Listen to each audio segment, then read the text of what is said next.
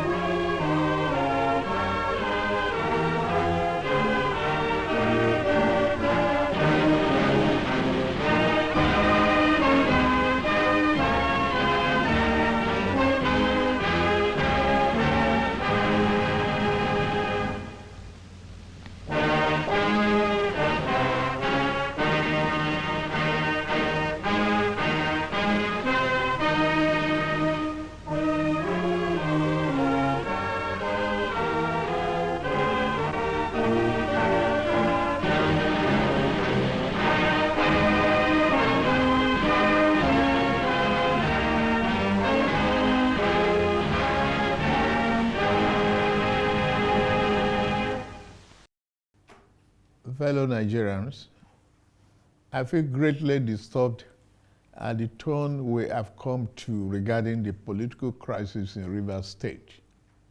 Like many of you, I have watched with concern the development with hope that the parties involved will allow good sense to prevail at the soonest. But all that hope borne out without any solution to the crisis. With the crisis persisting, there's no way democratic governance, which we all fought and worked for over the years, can thrive in a way that will redound to the benefit of the good people of the state. The state has been at a standstill since the crisis started, with the good people of the state not being able to have access to the dividend of democracy. Also, it is public knowledge that the governor of Rivers State, for unjustifiable reasons, demolished the House of Assembly of the state as far back as 13th December 2023, and as up till now, 14 months after, now rebuilt the same. I have made personal interventions between the contending parties for a peaceful resolution of this crisis, but my efforts have been largely ignored by the parties to the crisis. I'm also aware that many well-meaning Nigerians, leaders of thought, and patriotic groups have also intervened at various times with the best of intentions to resolve the matter. But all the efforts were also to no avail. Still, I thank them. On February 28, 2025, the Supreme Court, in a judgment in respect to all about 8 consolidated appeals concerning the political crisis in Rivers State, based on several grave unconstitutional acts and the disregard of the rule of law that has been committed by the governor of Rivers State, as shown by the evidence before it, pronounced in very clear terms.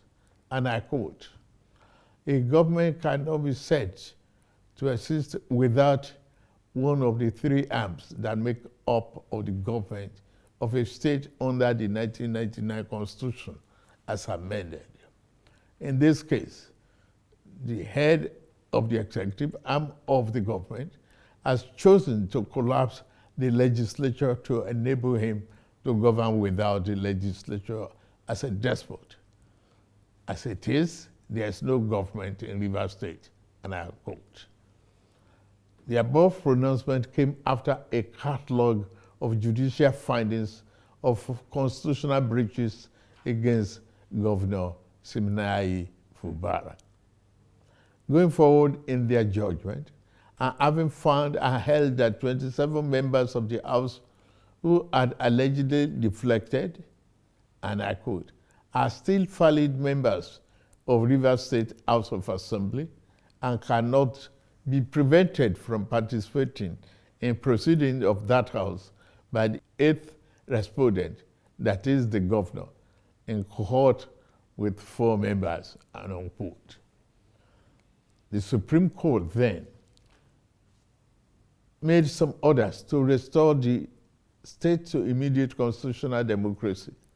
These orders include the immediate passing of an appropriation bill by the Rivers State House of Assembly, which up to now has not been facilitated. Some militants had threatened fire and brimstone against their perceived enemies of the governor, who has up to now not disowned them. Apart from that, both the House and the governor have not been able to work together. Both of them do not realize that they are in office to work together for the peace and good governance of the state.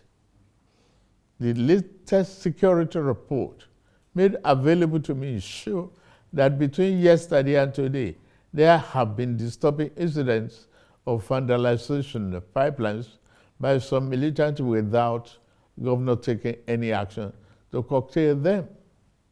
I have, of course, given stand order to the security agencies to ensure safety of lives of good people of Rivers State and the oil pipelines. With all this and many more, no good and responsible president will stand by and allow the grave situation to continue without taking remedial steps prescribed by the Constitution to address the situation in the state, which no doubt requires extraordinary measures to restore good governance, peace, order, and security.